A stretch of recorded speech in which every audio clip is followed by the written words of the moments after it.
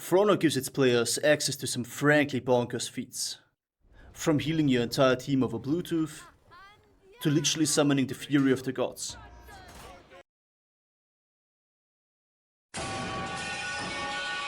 Oh, and the ability to shrug your shoulders. With the majority of the For Honor community being meta feat slaves, the variation you can expect to find in-game is very minimal. Of course, there are still some choices one can have when picking between options. There are a lot of pros and cons that come to mind for most... No, not you. Never you. Where one could argue about the effectiveness of certain feats, there are others that nobody should even think about using. With some of them being so rare and niche that you might not even know they exist. So, let's get into the worst feats of For Honor. I wanna play a little game. Which one of these three heroes has access to the perk Centurion's March? If you knew it was Yom, I know this is a slur, but please seek employment immediately. Centurion's March is one of those feats that, on a surface level, you would never assume to be bad. After activation, it gives you unlimited stamina for 15 seconds. Even though a lack of stamina rarely is the determining factor of you winning a fight, completely removing that factor should be good, right? Well, it doesn't actively hurt you to run it, so...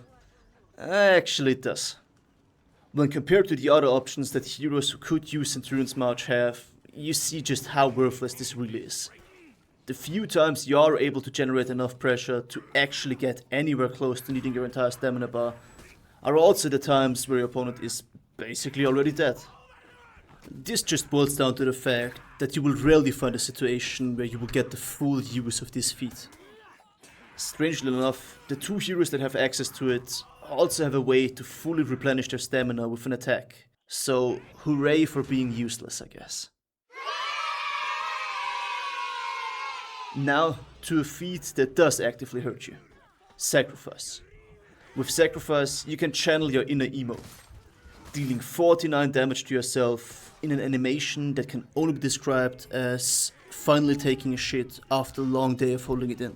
Yes, hello, editing Abo here. I don't know why the fuck I worded it like that, but I guess that explains the noise he makes. Upon activation, a pulse is released around Tiandi. Every teammate who is within its range will regenerate 30 health over the course of the next 24 seconds. Due to this ability being tick-based and not an insta-heal, any form of dot damage will also be cleansed. Two major factors hold this feat back from being usable. Number one, well, how do I say? You take 49 damage! That's like the same amount of damage a neutral Soha Heavy does. Second, you need to hit two people to get any profit from this feat, and both of your targets have to survive for the full duration. With most fights not even really lasting that long, your teammates will have already died, or the enemy team will have died. With the likely option being your team just spontaneously combusts. If there is one hero that should be able to pull this feat off, it should be Tiandi, with his life leech skill, and yet it still absolutely sucks. Oh, and it doesn't allow you to kill yourself, so yeah. Honorable mention. Iron Lang Markiplier. Oh, you're so Portuguese.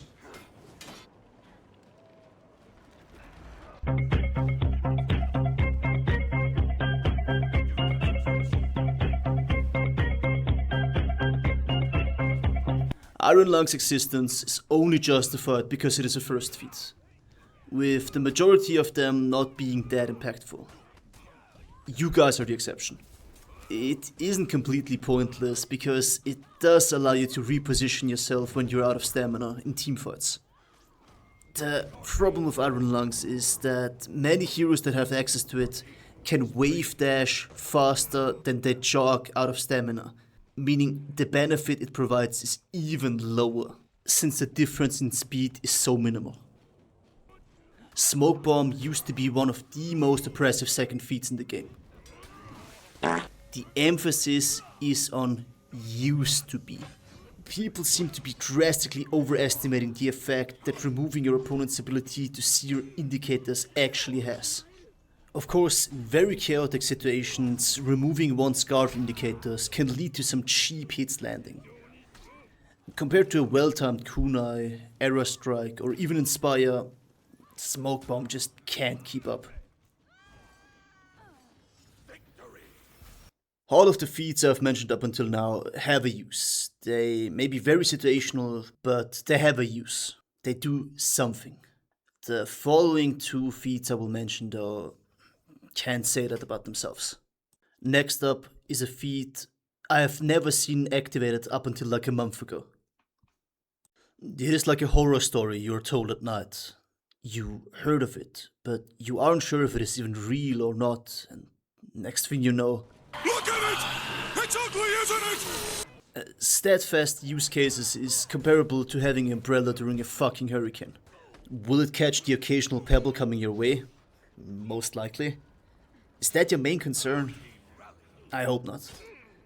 Steadfast use cases are so niche that there basically aren't any. Not being able to get stampeded and shoved by Wallout is good, I guess.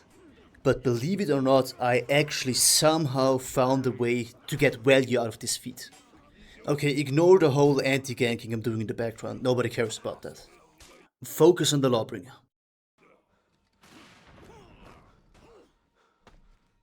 You see, I actually got value! He tried to throw me to get to his out of stamina punish, but Steadfast came in clutch. And you wouldn't believe it, I actually did the exact same thing again.